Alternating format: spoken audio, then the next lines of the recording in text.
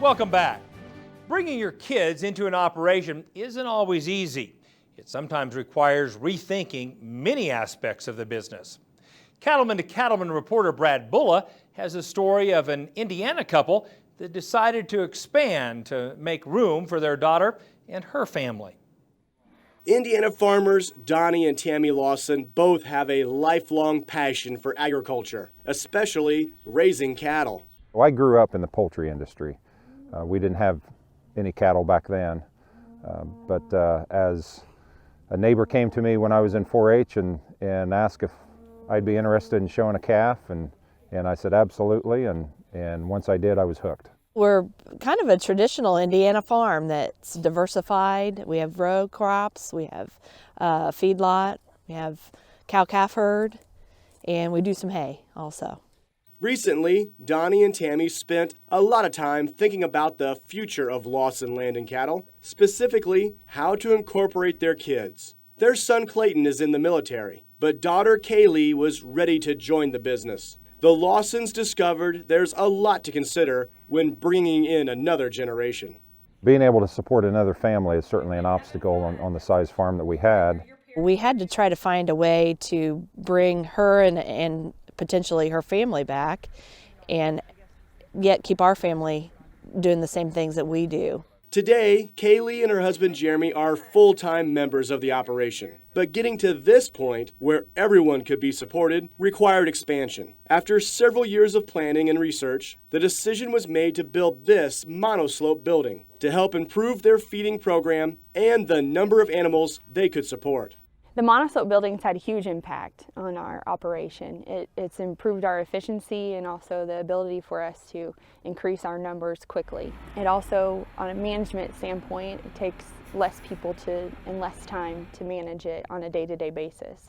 We have seen an immediate impact as far as the health of our cattle, the efficiency, and of course our time investment in feeding cattle. We were driving as much as 60 miles a day. For us, that's a lot of driving to feed, no more than 300 head of feeders. Now we can feed over 500 head in less than an hour and a half.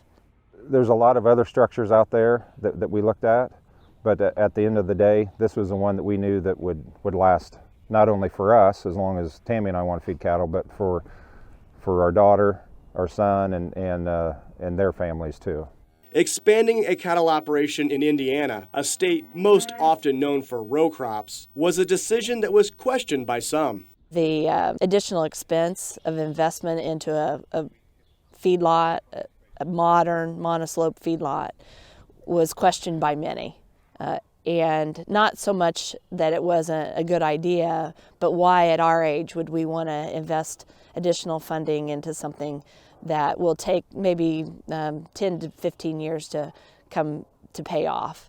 We had lots of questions of why do you want to expand here? Well, this is our home. I grew up in this community. Tammy and I have been a part of this community for 30 years.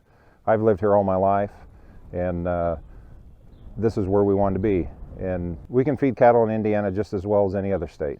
Although there's no one-size-fits-all way to incorporate other generations into an operation, the Lawsons have some advice to those in the beef industry looking to grow.